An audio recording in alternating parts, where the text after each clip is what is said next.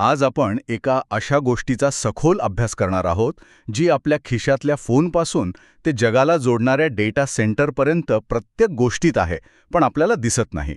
आपण बोलणार आहोत मॉसफेट ट्रान्झिस्टरबद्दल. पण ही केवळ एका उपकरणाची कहाणी नाहीये.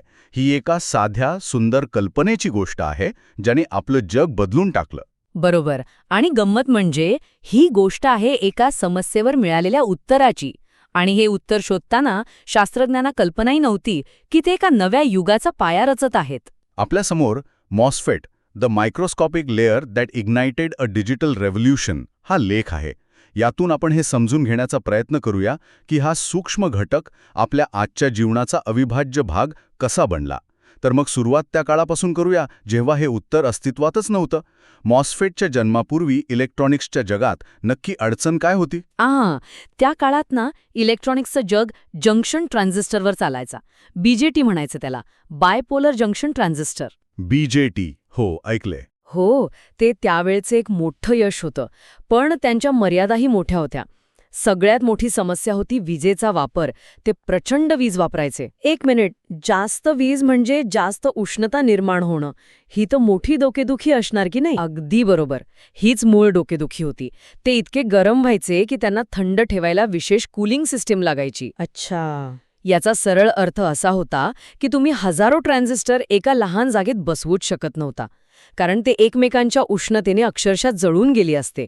म्हणूनच तर कम्प्युटर एका खोली एवढे मोठे असायचे. आणि त्यांना बनवण्याचं काय, ते सोपं होतं का? अजिबात नाही. उलट त्यांची उत्पादन प्रक्रिया खूप गुंतागुंतीची आणि खर्चिक होती. लाखो करोडो बीजेटी एकाच वेळी एकाच सिलिकॉनच्या तुकड्यावर बनवणं जवळपास अशक्य होतं. त्यामुळे तंत्रज्ञान एका ठिकाणी येऊन थांबलं होतं. शास्त्रज्ञांपुढे एक स्पष्ट आव्हान होतं. आपल्याला लहान, कमी वीज वापरणारा, कमी गरम होणारा आणि मोठ्या संख्येत सहज बनवता येणारा स्विच हवा होता. आणि या आव्हानाचं उत्तर सापडलं अमेरिकेतील बेल लॅब्समध्ये. त्या काळात संशोधनाचं मक्का मानलं जायचं हे ठिकाण. हो, तिथे मोहम्मद अताल्ला नावाचे एक इजिप्शियन अमेरिकन शास्त्रज्ञ काम करत होते. त्यांना एका वेगळ्याच पण खूप मूलभूत समस्येवर काम करायला सांगितलं होतं. ती समस्या होती सिलिकॉनच्या पृष्ठभागाची. सिलिकॉनचा पृष्ठभाग? हो, असं लक्षात आलं होतं की सिलिकॉनच्या पृष्ठभागावर काही नैसर्गिक दोष असायचे, ज्याला आपण सरफेस स्टेट्स म्हणू शकतो. अच्छा, म्हणजे सिलिकॉनचा पृष्ठभाग खडबडीत होता असं म्हणूया का? याचा नक्की काय परिणाम व्हायचा? अगदी सोप्या भाषेत तसंच. याचा परिणाम असा व्हायचा की जेव्हा तुम्ही सिलिकॉनमधनं करंट पाठवायचा प्रयत्न करायचा, तेव्हा त्यातले काही इलेक्ट्रॉन्स ह्या पृष्ठभागावरच्या दोषांमध्ये अडकून बसायचे. ओके. किंवा चुकीच्या दिशेने वाहायचे. त्यालाच करंट लिकेज म्हणतात. यामुळे ट्रान्झिस्टरची कार्यक्षमता आणि विश्वसनीयता दोन्ही कमी व्हायची. अताल्ला यांचं काम होतं हा पृष्ठभाग स्थिर करणं. आणि त्यांनी यावर एक असा उपाय शोधला जो सगळं काही बदलणार होता. त्यांनी सिलिकॉनवर सिलिकॉन डायऑक्साईडचा म्हणजे SiO2चा एक अतिशय पातळ थर चढवला. हो, सिलिकॉन डायऑक्साईड म्हणजे साधं काच किंवा वाळूच. हे तर खूपच सोपं वाटतं ऐकायला. वरवर पाहता सोपं आहे, पण यातच त्या शोधाचं सौंदर्य आहे. या प्रक्रियेला सरफेस पॅसिव्हेशन म्हणतात. त्या सिलिकॉन डायऑक्साईडच्या थराने सिलिकॉनच्या पृष्ठभागावरील त्या सर्व दोषांना झाकून टाकलं. अच्छा. जणू काही एका खडबडीत रस्त्यावर डांबराचा एक गुळगुळीत थर टाकावा तसं झालं. तांत्रिक भाषेत सांगायचं तर त्याने सिलिकॉनच्या पृष्ठभागावरचे डँगलिंग बॉन्ड्स निष्क्रिय केले, ज्यामुळे इलेक्ट्रॉन्स अडकून पडत नव्हते. ठीक आहे, म्हणजे त्यांनी एका खडबडीत पृष्ठभागाला गुळगुळीत केलं. पण यामुळे मूळ ट्रान्झिस्टर बनवण्याच्या समस्येत काय फरक पडला? इथेच खरी गंमत आहे. अताला यांनी ही मूलभूत समस्या सोडवली होती, पण त्यांचे सहकारी डॅव्हॉन काहांग, जे दक्षिण कोरियाचे होते, त्यांना या उपायामध्ये एक प्रचंड मोठी संधी दिसली. त्यांच्या लक्षात आलं की हा उपाय केवळ एक पॅच नाही, तर एका पूर्णपणे नवीन प्रकारच्या स्विचचा पाया बनू शकतो. म्हणजे नक्की काय? काहांग यांनी विचार केला, आपण पृष्ठभाग स्थिर करण्यासाठी जो ऑक्साईडचा थर वापरला तो तर विजेचा इन्सुलेटर आहे. जर आपण या इन्सुलेटरच्या थरावर एक धातूची प्लेट ठेवली म्हणजे गेट, आणि त्याला व्होल्टेज लावलं तर काय होईल? आणि इथेच तो आहा क्षण होता. मला वाटतंय मला कळतंय. त्या व्होल्टेजमुळे एक इलेक्ट्रिक फील्ड तयार झालं असणार. अगदी बरोबर. त्यालाच फील्ड इफेक्ट म्हणतात. त्या मेटल गेटला व्होल्टेज लावल्यावर एक इलेक्ट्रिक फील्ड तयार होतं. हे फील्ड म्हणजे एक प्रकारचा अदृश्य बलक्षेत्र, जे त्या ऑक्साईडच्या थरामधून आरपार जाऊन खालच्या सिलिकॉनमधल्या इलेक्ट्रॉन्सना आदेश देतं. आदेश. हो, तुम्ही आता वाहू शकता किंवा तुम्ही थांबा. जणू काही तुम्ही स्पर्श न करता फक्त विचाराने दरवाजा उघडताय किंवा बंद करताय. अविश्वसनीय. म्हणजे करंट नियंत्रित करण्यासाठी दुसऱ्या करंटची गरजच नव्हती, फक्त एका इलेक्ट्रिक फील्डची गरज होती. हो, आणि याच रचनेला त्यांनी नाव दिलं मेटल म्हणजे सर्वात वरचा थर, ऑक्साईड मधला इन्सुलेटर थर आणि सेमीकंडक्टर म्हणजे खालचा सिलिकॉनचा थर. Metal, oxide, semiconductor, MOSFET. बरोबर. 1960 साली त्यांनी पहिला यशस्वी मॉस्फेट तयार केला. हे सगळं ऐकायला खूप सोपं वाटतंय. फक्त एका काचेचा थर टाकला आणि क्रांती झाली. पण हे प्रत्यक्षात आणायला काही आव्हानं नव्हती का? म्हणजे सुरुवातीला या तंत्रज्ञानाला कोणी विरोध केला नाही का? खूप चांगला प्रश्न आहे. आव्हानं नक्कीच होती. तो ऑक्साईडचा थर अत्यंत शुद्ध आणि योग्य जाडीचा बनवणं हे त्या काळात खूप कठीण होतं. पण त्याहून मोठी अडचण होती मानसिकतेची. मानसिकतेची. हो, बेल लॅब्सनी बीजेटी तंत्रज्ञानावर प्रचंड गुंतवणूक केली होती की नाही. त्यामुळे जेव्हा अत्ताला आणि कहांग यांनी मॉस्फेटबद्दलचा त्यांचा मेमो सादर केला तेव्हा सुरुवातीला त्याकडे दुर्लक्ष करण्यात आलं.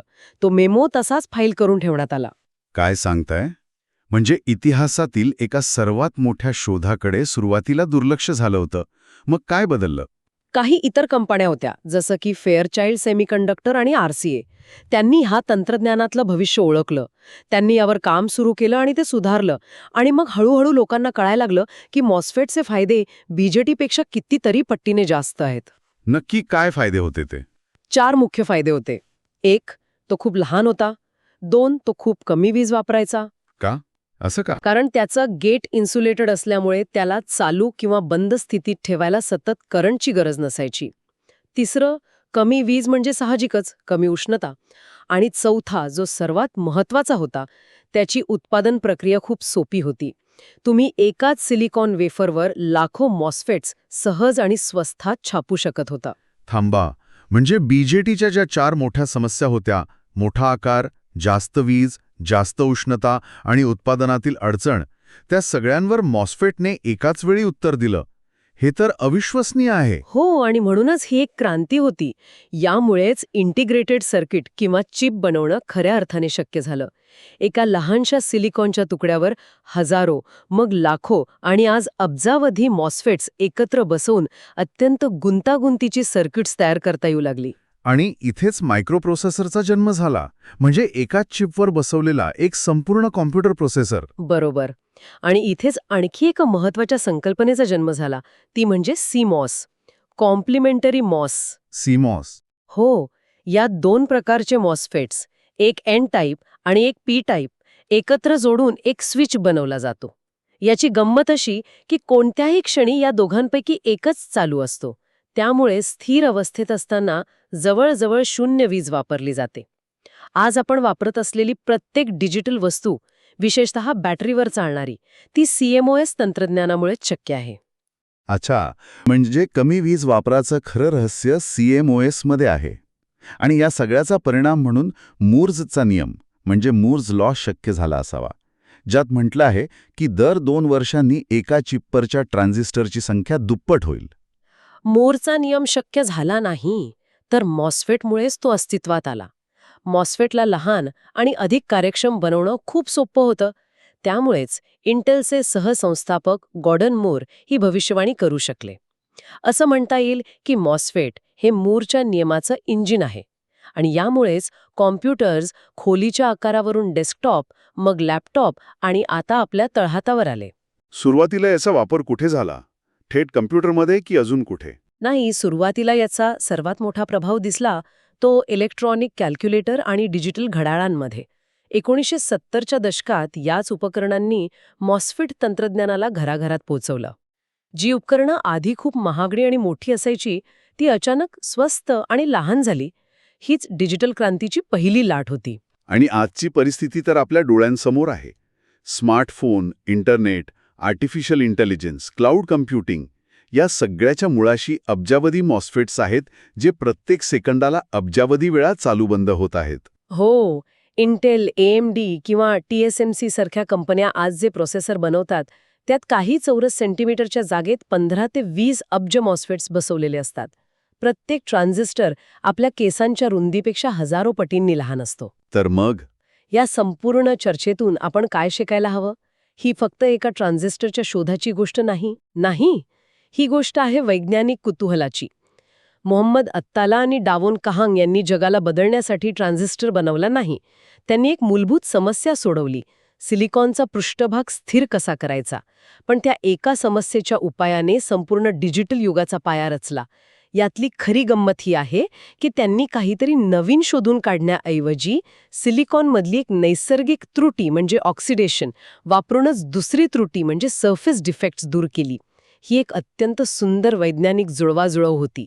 हे खूपच प्रेरणादायी आहे की कधीकधी आपण खूप मोठ्या उत्तरांच्या शोधात असतो, पण उत्तर एखादा अगदी लहान, मूलभूत आणि दुर्लक्षित वाटणाऱ्या गोष्टीत दडलेलं असतं. अगदी बरोबर. ही घटना दाखवते की मूलभूत विज्ञानात गुंतवणूक करणं किती महत्वाचं आहे, कारण त्यातून निघणारे परिणाम कधीकधी अनपेक्षित आणि जग बदलणारे असू शकतात. एका शोधावर दुसरा शोध रचला जातो आणि त्यातूनच तंत्रज्ञान पुढे जातं. लेखाच्या शेवटी एक खूप सुंदर ओळ आहे जी या सगळ्याचं सार सांगते. त्यात म्हटलं आहे, सिलिकॉनवरचा एक पातळ थर आणि त्यातून जन्माला आलं आजच्या जगाचं हृदय, मॉस्फेट. आणि हे किती खरं आहे.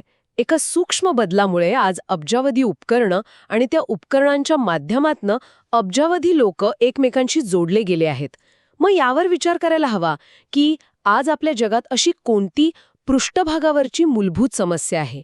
मग ती मटेरियल सायन्समध्ये असो, जीवशास्त्रात असो किंवा ऊर्जा क्षेत्रात असो, ज्याकडे आपण कदाचित दुर्लक्ष करत आहोत, पण ज्यावरचा उपाय आपल्या भविष्याला पुन्हा एकदा अशाच प्रकारे पूर्णपणे बदलून टाकू शकतो.